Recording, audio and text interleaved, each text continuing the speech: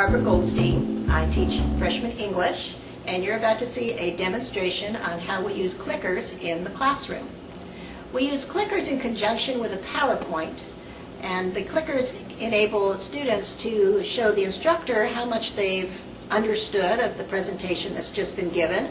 Gives the instructor the ability to know whether to go back over the material again or whether everybody understands it and it's time to move ahead.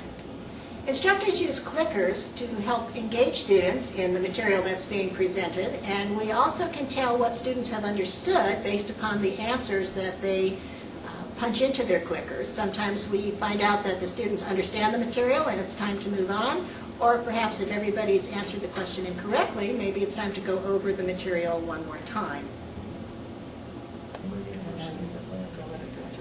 All right, that's our first comment. That they developed this computer symbol board, and they scrambled the position every day. Okay, here's our first comma rule. We use a comma to separate independent clauses joined by a coordinating conjunction. So let's see what that means. Independent clauses are parts of the sentence that could stand alone as a full sentence. So we have, I saw the chimp, that's a whole sentence. I didn't see the giraffe, that's a whole sentence. Those are independent clauses.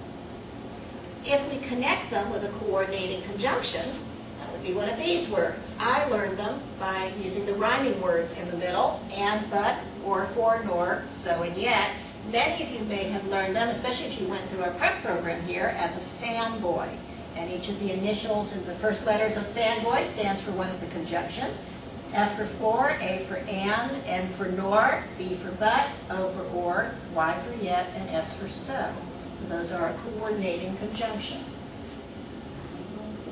So the rule says, separate independent clauses joined by a coordinating conjunction.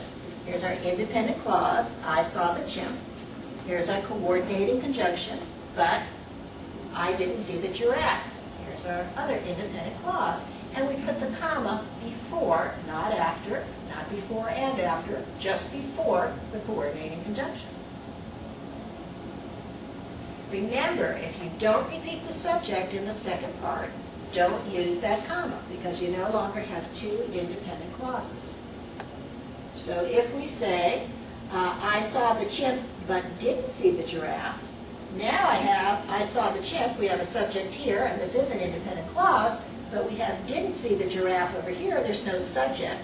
And even though I have the but there, I'm not going to use a comma with it. Your turn. Time to take a shot with your clicker.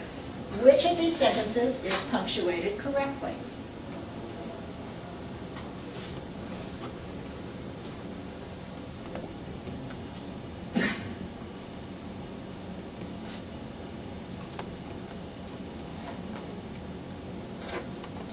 Have their clickers on, and here I see how many have given the correct answers.